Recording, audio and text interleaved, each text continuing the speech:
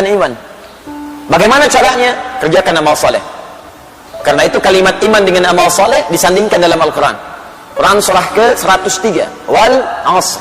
Innal insana lafi khusr. Illa alladhina amanu wa amilus salihat. Iman, amal soleh. Jadi kalau anda ingin diangkat derajatnya oleh Allah, maka tiap hari coba kuatkan iman kita dengan mengerjakan amal soleh. Bagaimana caranya Ustaz? Lihat rinciannya di Al-Quran. Setiap menemukan kalimat iman, setelahnya pasti amal soleh. Pasti itu. Kalimat iman pertama Al-Baqarah ayat ketiga. Alladzina yu'minuna bil ghaib wa yuqimunas salat. Setelah iman ada salat. Jadi kalau iman kita ingin dikuatkan oleh Allah, maka salatnya jaga. Karena itu kalimat penanda iman itu ketika kita mendengar suara azan saja panggilan salat, belum salatnya. Ya, awas cek ya. Ketika kita mendengar suara azan saja, belum salatnya, itu iman kita akan terpancar di jiwa. Di kata Al-Quran ya, kalau bahasa kitanya, kalau ingin mengecek iman kita masih ada atau tidak, ketika mendengar suara azan dikumandangkan, kalimat Allahu Akbar, kalau dikumandangkan, ada getaran nggak di hati? Kalau masih ada, itu tandanya iman kita masih terbersit dalam jiwa. Masih ada. Tinggal iman itu kemudian diwujudkan dalam bentuk amalan. Itu dalilnya Quran surah ke-8 ayat kedua. Innamal mu'minuna alladzina idza dzukirallahu wajilat qulubuhum wa idza tuliyat 'alaihim ayatuhu zadatuhum imana wa 'ala rabbihim yatawakkalun. Tuh lihat kalimatnya. Innamal mu'minun, orang beriman itu ciri utamanya pakai adatul hasri. Innama, pembatas. Yang punya iman itu dibatasi dengan ini nih. Jadi kalau tidak ada sifat ini dalam diri kita, patut dipertanyakan imannya masih ada nggak? Hati-hati, awas hati-hati. Jadi kalau sifat ini tidak ada, ini yang paling rendah, yang paling minim. Jadi kalau yang ini pun tidak ditemukan, patut ditanya. Kalau tidak maksiat yang paling dalam sehingga menutup cahaya imannya, atau yang kedua, dia sudah mulai jauh dan sangat jauh dari Allah Subhanahu wa Ta'ala. Apa ciri pertamanya? Idza dzukirallahu wajilat qulubuhum. Jika disebutkan nama Allah, ada getaran dalam jiwanya. Dan 5 kali diuji oleh Allah supaya dari subuh sampai dengan isya kita bisa ngecek imannya masih ada nggak. Baru bangun tidur dipanggil untuk menemukan iman kita masih ada nggak. Allahu Akbar, Allahu Akbar. Nyampe ke kita, di hati kita ada getaran. Sudah azan, cepat siap-siap. Kalau masih ada suara itu, iman itu masih ada. Nah, jaga itu, cepat respon. Cara menjaganya, cepat tunaikan sholatnya. Jangan banyak dikomentari lagi. Pak, sudah azan. Iya mah, tapi belum qomat. Nah, nanti imannya tidak naik tuh. Kalau kita mau naikkan, cepat respon itu. Kejar. Karena itu, tingkat terendah ini, kalau sudah tidak ada, apalagi meninggalkan itu yang bermasalah. Di hadis Abu Daud, nomor hadis 857, itu bahkan disebutkan sifat setan yang paling pertama, itu kalau dengar suara azan, dia lari terbirit-birit. Idza udzina fafarra syaitanu wa alaihi dharatun. Kalau azan dikumandangkan maka setan akan lari. Lari sambil terbirit-birit. Kalau bahasa leterleknya, lari sambil terkentut-kentut. Ya, dharat itu kentut. Maksudnya apa? Saking bencinya dengan suara azan, kalau azan ada baunya pun dia nggak mau cium. Syaitan lari. Nah, jadi kalau ada yang nggak senang dengan suara azan, itu patut ditanya. Saya tidak teruskan ya. Nah, nanti kalau diteruskan jadi tersangka saya di sini. Paham ya? Nah, jadi coba cek lagi. Kuatkan amal saleh. Ya, tambah infak. Wa mimma razaqnahum yunfiqun. Al-Quran, walladzina yu'minuna bima unzila ilaik. Apa yang diturunkan pada Muhammad sallallahu alaihi wasallam, Al-Quran. Nah, jadi kalau bapak ibu ingin meningkatkan iman, tiap hari bikin kurikulum amal soleh. Kita buat kurikulumnya. Kan ini sederhana sebetulnya. Ayo sholat, keluarkan semua jenis sholat. Fardunya, sunnahnya. Keluarkan, bikin sebuah gambaran kurikulum. Beretkan tabelnya. Ini loh sunnah yang malam hari, ini sunnah yang pagi hari, sunnah yang siang hari. Teruskan, tambahkan sholatnya dari A sampai Z-nya. Nanti kalau tidak percaya, setelah anda istiqomah dengan itu, akan terjadi perubahan pada diri kita. Akan terasa hubungan kedekatan dengan Allah enak gitu. Terus ketenangan pada jiwanya itu teresap. Makanya di ujung ayatnya itu langsung ditutup dengan kalimat wa 'ala rabbihim yatawakkalun. Orang-orang ini akan semakin dekat hubungannya dengan Allah. Tawakalnya tinggi sekali. Kalau sudah tawakal, dunia nggak akan ngaruh. Nggak akan ngaruh. Kemudian persoalan yang besar akan mengecil. Karena sifat kepercayaannya pada Allah itu tinggi.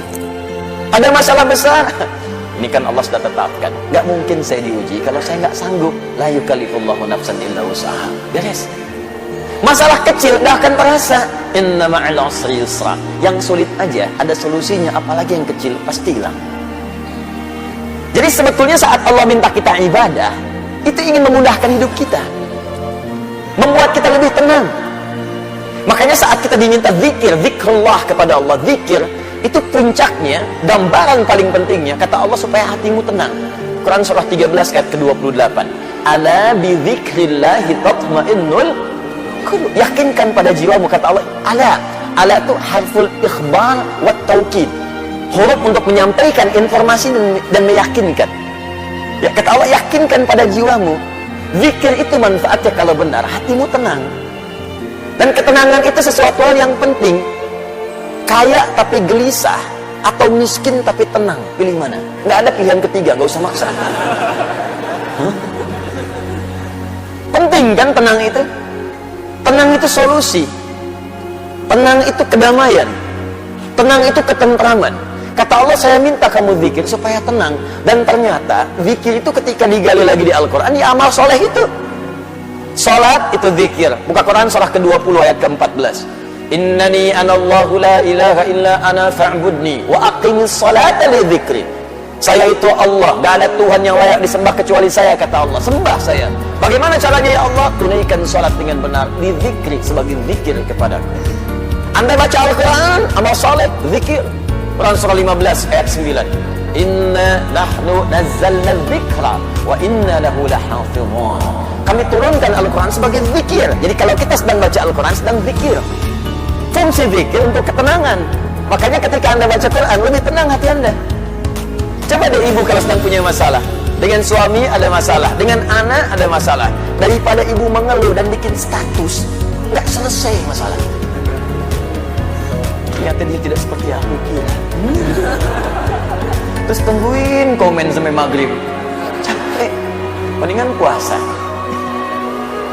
Ambil wudhu, buka mushaf, ngadep kiblat, baca, tenang. Walaupun solusi belum datang, tapi ketenangan itu tiba. Menghafal Quran, zikir. Di Quran surah ke-54 ayat 17, ayat 22, ayat 32, ayat ke-40. Walaqad yassarnal Qur'ana lidzikr fahal mim muddakir. Kami sudah mudahkan Al-Quran untuk diingat, dihafalkan sebagai zikir.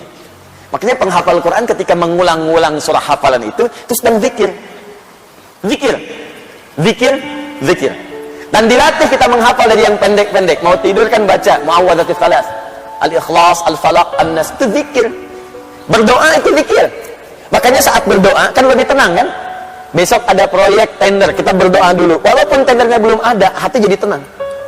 Siang nanti mau ujian, sebelum ujian doa dulu. Ujiannya belum ada, tapi ketenangan itu datang. Makanya doa di Al-Quran disebut zikir. Quran surah ke-7 ayat 205. Wadhkur rabbaka fi nafsika tadarruan wa khifatan wa dunal jahri minal qaul. Ayo berdoa, kata Allah, zikir, sebut, minta padaku. Dalam jiwa memohon dengan penuh kekhusyuan, minta. Tuh. Kalimat thayyibah dilatih pasca salat. Subhanallah, alhamdulillah, Allahu akbar. Hadis Muslim, nomor hadis 571. Zikir. Buka Quran surah ke-4 ayat 103. Fa idza qadaytumus salata fadhkurullah. Maka jika kamu telah tuntas mengerjakan salat, zikir kepada Allah. Nah, semua zikir ini bentuknya amal soleh. Amal soleh aktualisasi iman.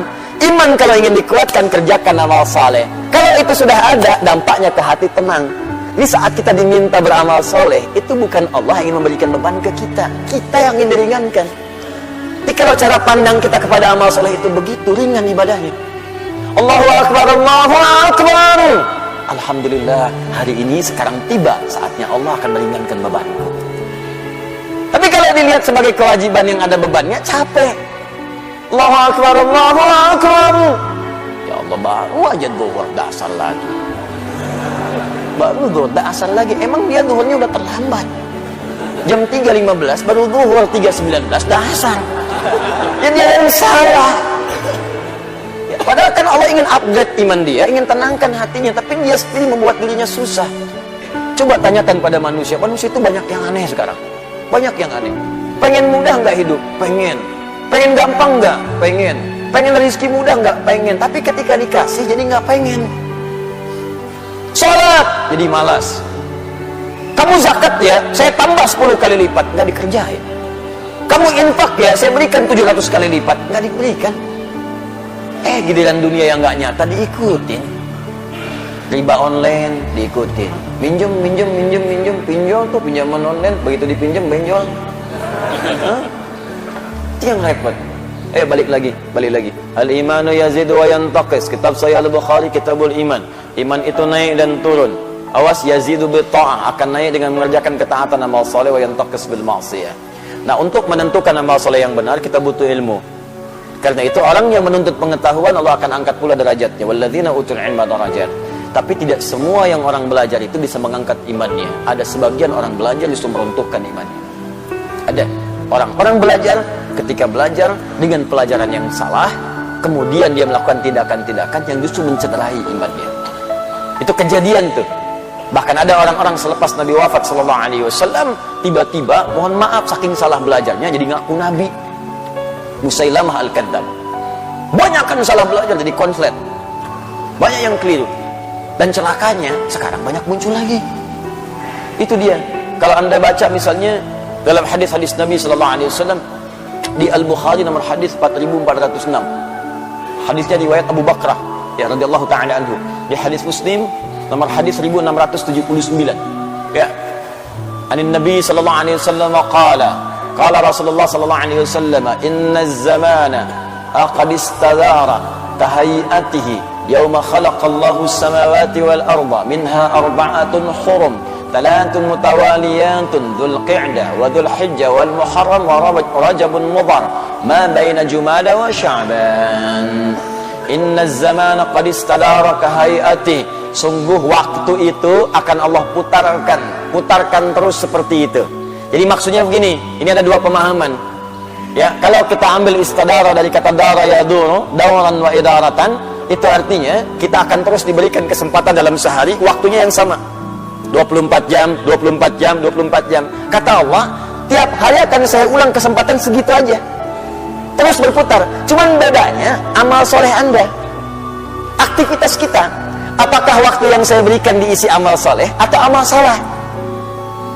Coba apa bedanya sekarang dengan kemarin dari segi waktu? Tidak ada. Dia mengulang begitu aja. Makanya coba lihat jam, gak ada yang berubah. Silahkan cek, atasnya tetap 12, bawahnya 6, kanannya itu 3, kirinya 9, 1, 2, 3, terus sampai dengan ke 12, muter gitu aja, gak pernah nambah. Coba lihat bilangan jam itu, ya, pernah nggak ada yang berubah angkanya? Gak ada. Kan itu jam-jam putar-putar gitu aja tiap hari, muter lagi. Itu bukti paling nyata dari hadis Nabi Sallallahu Alaihi Wasallam. Apa yang membedakan perjalanan waktu itu? Amaliyah kita, aktivitas kita. Makanya Allah berikan konsep kehidupan. Fa idza faraghta fansab wa ila rabbika farghab. Ayo rencanakan kegiatan kita. Kalau yang kemarin ada yang salah, maka tutup sekarang dengan yang soleh. Kan itu rumusnya. Katanya belajar al-arba'in, tapi hadis yang dipraktikkan. Coba lihat hadis ke-18. Masih ingat gak? An Mu'adzib bin Jabal radhiyallahu ta'ala anhu wa Jundub bin Junadah radhiyallahu ta'ala anhu. Qala Rasulullah sallallahu alaihi wasallam, ittaqillaha haitsu ma kunta wa atbi'is sayyi'atal hasanata tamhuha. Tingkatkan takwamu dimanapun kau berada dan tutupi yang jelek-jelek itu dengan kebaikan. Jadi kalau ada yang jelek yang kemarin, tutup dengan yang baik yang sekarang, bukan dipertahankan kejelekannya. Menjelek ini dibagi dua dalam kaidah fikih. Jelek yang pertama, jelek yang tidak meningkat kuantitas ibadahnya. Kalau sadar kemarin nggak jemaah, maka sekarang berjamaah. Antum dikasih 5 kesempatan sholat kemarin, sekarang diberi lagi. Kemarin 3 nggak berjamaah, sekarang 5 kali jamaah semua. Jadi kalau kemarin dikasih kesempatan nggak jamaah, sekarang dikasih hidup lagi nggak jamaah juga, butuh berapa lama lagi untuk hidup? Kemarin nggak baca Quran, ya sekarang baca. Masa kemarin nggak baca, sekarang nggak baca juga? Yang paling aneh, maaf ya, anak 4 tahun mata buta, dah hatam Quran, hatam dan hafal. Antum dikasih 40 tahun, mata sehat, fisik kuat, kelengkapan semua ada, masih belum bisa baca juga. Butuh berapa tahun lagi? Coba dipikir lagi. Katanya mau wafat, katanya mau meninggal, yakin akan pulang, tapi bakal nggak pernah dikumpulkan. Apa nggak malu pulang menghadap Allah? Coba pikirkan lagi gitu. Mau cari dunia sebanyak apa? Saya kasih tahu ya, kalau bukan dunia yang tinggalkan antum duluan, antum yang meninggalkan dunia duluan. Pulang antum. Ya nggak usah jauh-jauh lah. Kemarin Allah kasih sedikit aja gempa 7,4 skala Richter itu. Dan kita berdoa semoga Allah ringankan beban saudara-saudari kita, insya Allah. Ya, insya Allah dimudahkan, insya Allah kita sinergikan untuk bantu saudara-saudari kita. Cuma ada fenomena yang sangat menarik. Begitu gempanya terjadi, semua orang keluar dari rumah, dari gedung. Baru 7,4, Anda sudah lupa dengan semua yang Anda kumpulkan. Anda kerjakan siang malam tuh, berangkat kadang gelap sebelum subuh, pulang-pulang tengah malam. Uang dikumpulkan, bangun rumah tinggi-tinggi, begitu dikasih gempa ditinggalin. Coba lihat. Keluar dia takut, padahal itu yang dia bangun dan dia kumpulkan setiap rupiahnya. Yang paling dahsyat, begitu diterima kerja, loncat-loncat traktir teman, selfie depan kantor, ceklik. Tempat kerja, lantai 40, gempa, musuh ditinggalin keluar. Dan nggak sempat selfie lagi. Nggak sempat selfie lagi, dah lupa dengan handphone, lupa dengan kawan masing-masing menyelamatkan diri. Itu baru 7,4 skala Richter. Bagaimana dengan yang 74 skala Richter? Lupa semua. Wa fasilati wa akhi wa man fil ardi jami'a thumma yunji. Kalau bisa ya Allah, saya lupa semuanya. Kalau bisa tukar ya Allah dengan semuanya. Kalau perlu semua manusia di muka bumi tukar untuk selamatkan saya. Dan nggak peduli dengan Anda. Maka siap-siap. Akan ada waktunya tiba kita untuk